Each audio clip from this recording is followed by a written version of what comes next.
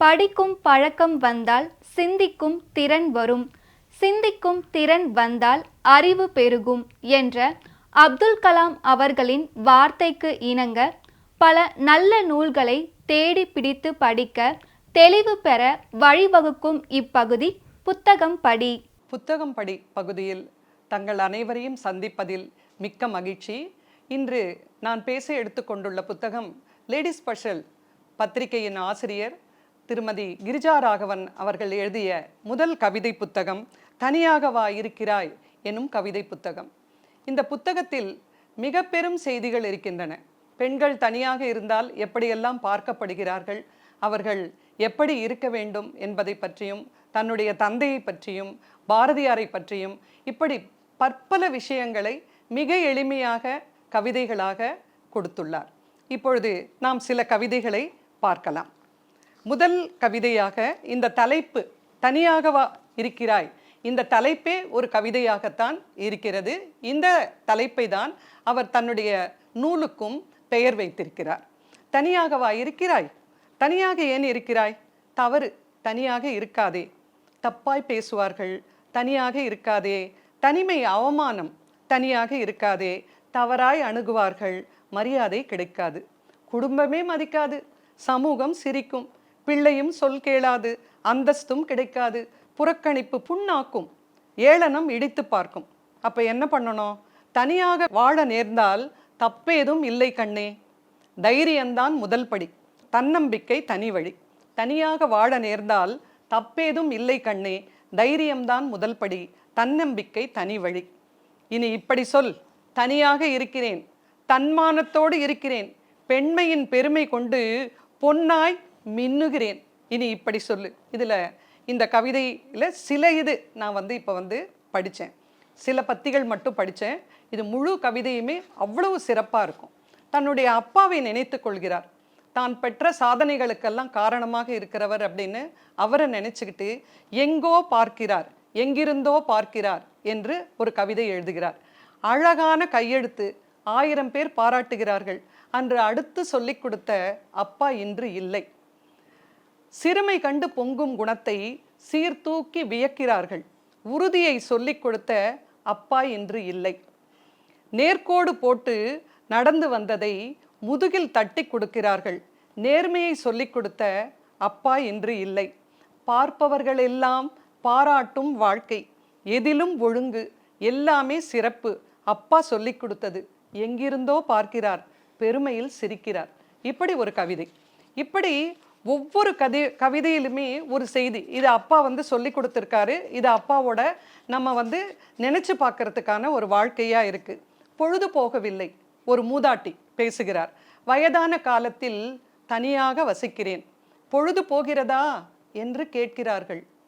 நான் இருக்கும் குடியிருப்பில் 10 வீடுகள், அத்தனை பேருடனும் சண்டை போட எனக்கு 1000 காரணங்கள். நான் இருக்கும் வீட்டில் 10 வீடுகள், நான் இருக்கும் குடியிருப்பில் அத்தனை பேருடனும் சண்டை போட எனக்கு 1000 காரணங்கள். பொழுது போதவில்லை, சுவாரஸ்யமாக கழிகிறது. அந்த மூதாட்டி சொல்றாங்க. எவ்வளோ அழகா பாருங்க. பூக்காரி செல்லம்மா வீட்டு வாடகை 3 மாதம் தரவில்லை. தண்டல்காரன் இன்றே கடைசி என்கிறான். கோவில் வாசல் பூக்கடையை நேற்றே எடுக்க சொல்லிவிட்டார்கள். கூரை ஒழுகியதில் தரையெல்லாம் ஈரம். அம்மா, டிராயிங் போட்டியில் எனக்கு தான் பரிசு. மகள் காட்டிய படத்தை பார்த்து பூரித்து முத்தமிடுகிறாள் பூக்காரி செல்லம்மா. வாழ நினைத்தால் வாழலாம். பூக்காரிக்கு ஒரு பக்கம் கடனை கட்டுறதுக்கு தண்டல்காரன் பிரச்சனை, ஒரு பக்கம் எவிக்ஷன் அப்படின்ற பேரில் கோவிலுக்கு வெளியில் கடை போடக்கூடாதுன்னு எடுத்துகிட்டு போயிட்டாங்க மாநகராட்சியோ நகராட்சியோ. வீட்டு வாடகை 3 மாதமாக தரல. மழை பெஞ்சு ஈரமான தரை. இத்தனை கஷ்டங்களுக்கு நடுவிலும் குழந்தை கட்டி கொண்டு டிராயிங் போட்டியில் நான் தான் பரிசுன்னு சொன்ன உடனே அந்த பூக்காரி செல்லம்மாவுக்கு அந்த அளவுக்கு பூரித்து முத்தமிடுகிறாள் அப்படின்றத கொண்டு சொல்கிறார். பாரதியை பற்றிக்கொள். பாரதி அப்படின்றவர் நமக்கு தெரியும், மகாகவி. பெண்களுக்கான விடுதலைக்கு அந்த அளவுக்கு அழகான கவிதைகளை எழுதி எழுச்சியூட்டியவர். அவரை பற்றி கிரிஜாம்மா என்ன சொல்கிறாங்க? பாரதியை பற்றிக்கொள், அச்சம் தவிர், ஆண்மை தவறேல், பாரதி சொன்னது என்றும் உண்மை. நிமிர்ந்து வாழ தடுமாறுகிறாய் பெண்ணே, பாரதியை பற்றிக்கொள். வலிகள் கண்டு வருத்தப்படாதே, தோல்வி கண்டு சுருங்காதே. வடுக்கள் என்றும் பாடம் தரும், விழுந்து எழுந்தால் தைரியம் வரும். குற்றம் சொல்லும் உலகம் நீ குனிய வேண்டும் என்று நினைக்கும். குற்றம் சொல்லும் உலகம் நீ குனிய வேண்டும் என்று நினைக்கும். நிமிர்ந்த உன் மிடுக்குதான் சொன்னவர்க்கு உன் மிரட்டல். விழுவதற்கு காத்திருப்பவர் விழுந்த பின் சிரிப்பார்கள். விழுவதற்கு காத்திருப்பவர் விழுந்த பின் சிரிப்பார்கள்.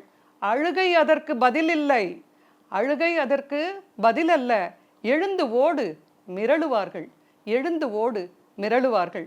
துணையாய் யாரும் வரமாட்டார்கள், துணையாய் யாரும் வரமாட்டார்கள். துன்பம் துடைத்து கருணை காட்டாதவர்கள். துணிவு மட்டுமே உன் பலம், துணிவு மட்டுமே உன் பலம். அழுத்திய பந்து போல் வீறுகொள், அழுத்திய பந்து போல் வீறுகொள். யாரை தேடுகிறாய், எதற்கு தடுமாறுகிறாய்? நீதான் இரும்பு, உன் திறமை உன் சொத்து. சாய இடம் தேடி தேம்பாதே, சாய இடம் தேடி தேம்பாதே. உன் தோளில் சாய 1000 பெண்களுக்கு நீ ஆதரவாய் நில். அந்த அம்மையார் அப்படிதான் இருக்காங்க. ஒரு பெண்ணுக்கிட்ட திறமை இருந்தால் கதை எழுதுகிற திறமையா, கதை எழுதுறதுக்கு வாய்ப்பு கொடுக்குறாங்க. டெய்லரிங்கில் திறமையா, அந்த பெண்ணுக்கு அந்த டெய்லரிங் சொல்லி கொடுக்குற அந்த செய்தியை வெளியிடுறாங்க. இப்படி பல சிறப்பான பணிகளை செய்கிறவங்க. பாரதியை பற்றிக்கொள் அப்படின்ற இந்த கவிதையையும் ரொம்ப அழகாக எழுதியிருக்காங்க.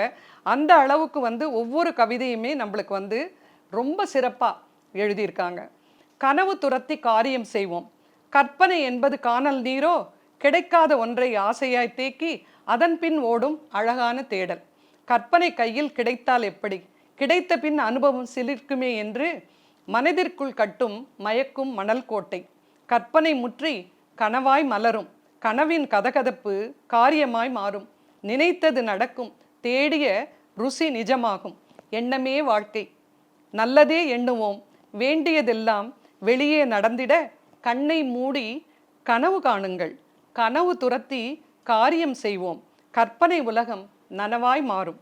கற்பனை உலகம் நனவாய் மாறும். கற்பனை என்பது கையில் கிடைக்கவே. நம்ம நினைச்சோம்னா, கனவு கண்டோம்னா, எப்படி அப்துல் கலாம் சார் சொன்ன மாதிரி அந்த கனவை துரத்தி நம்ம இலக்கை நிர்ணயித்து அடையலாம். அந்த விடாமுயற்சியை செய்யணும் அப்படின்றத ரொம்ப அழகாக சொல்கிறாங்க. ஆஹா நாம் பெண்கள் அப்படின்னு ஒரு கவிதை. விதவிதமாய் நகை அணிந்து வெற்றியோடு வாழுவோம். ஆஹா நாம் பெண்கள் என்று ஆனந்த கூத்தாடுவோம்.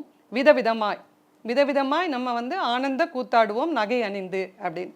அந்த ஒவ்வொரு நகைக்கும் ஒவ்வொரு குணத்தை சொல்கிறாங்க. என்ன இல்லை என்னிடம் யார் தடுப்பார் என் பலம், என்ன இல்லை என்னிடம் யார் தடுப்பார் என் பலம். கல்வியோடு புத்தியும் கலந்த கம்மல் தைரியம், கலந்த கம்மல் தைரியம். முடியும் என்ற உள்ளமும் முடித்து காட்டும் உறுதியும் தளர்வறியா செயல்களோடு. முடியும் என்ற உள்ளமும் முடித்து காட்டும் உறுதியும் தளர்வறியா செயல்களோடு தன்னம்பிக்கையே மூக்குத்தி, தன்னம்பிக்கையே மூக்குத்தி. நிமிர்ந்த பார்வை என் முகம், நிமிர்ந்த பார்வை என் முகம். நடுக்கமில்லா நெடும் பயணம், நடுக்கமில்லா நெடும் பயணம். ஆடி விழாமல் காப்பாற்றும் ஆடும் ஜிமிக்கி நேர்மையே, ஆடி விழாமல் காப்பாற்றும் ஆடும் ஜிமிக்கி நேர்மையே.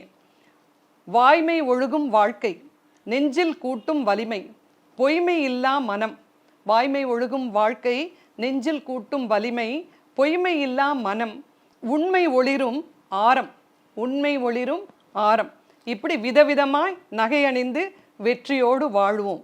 சக்தி என்ற தெய்வமே பெண்ணை காக்கும் காவலே, இடுப்பை சுற்றும் கவசமே பக்தி என்னும் மேகலை.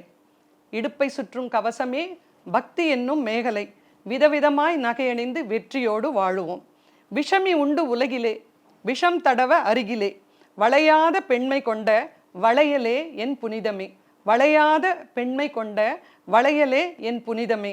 விதவிதமாய் நகை அணிந்து வெற்றியோடு வாழுவோம். கல்வி கொடுக்கும் அறிவுதான் கண் திறக்கும் ஆயுதம். எண்ணத்தில் எழுச்சி தரும் தெளிவே மின்னும் மோதிரம், எண்ணத்தில் எழுச்சி தரும் தெளிவே மின்னும் மோதிரம்.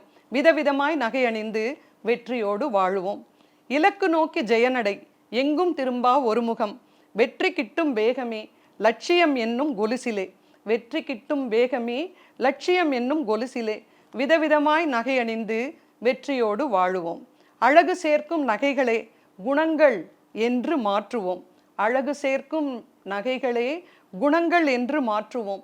உருவம் பார்க்கும் பார்வை போக்கி உயர்வை பார்க்க பழகுவோம். உருவம் பார்க்கும் பார்வை போக்கி உயர்வை பார்க்க பழக்குவோம். நம்முடைய உடம்புடைய அழகை மட்டும் பார்த்துட்டு இருக்கக்கூடாது. நம்ம உயர்வு, நம்ம எப்படி வாழ்க்கையில் உயர வேண்டும் என்பதை பார்க்கணும். விதவிதமாய் நகை அணிந்து வெற்றியோடு வாழுவோம்னு அவங்க சொல்றது. ஒவ்வொரு நகைக்கும் ஒவ்வொரு பொருளை சொல்றாங்க. ஒவ்வொரு அந்த ஒரு எழுச்சியோட நம்ம பெண்கள், ஆஹா நாம் பெண்கள் அப்படின்றத, நகைகள் அப்படின்றது அழகுக்கல்ல, நம்முடைய உயர்வுக்குன்றதுக்கு உண்மை ஒளிரும் ஆரம் பக்தி என்னும் மேகலை வளையலே என் புனிதமே அப்படின்னு ஒவ்வொரு இதுக்கும் நகைக்கும் ஒவ்வொரு சிறப்பை சொல்லி இவ்வளவு அழகா இந்த கவிதையை எழுதியிருக்காங்க.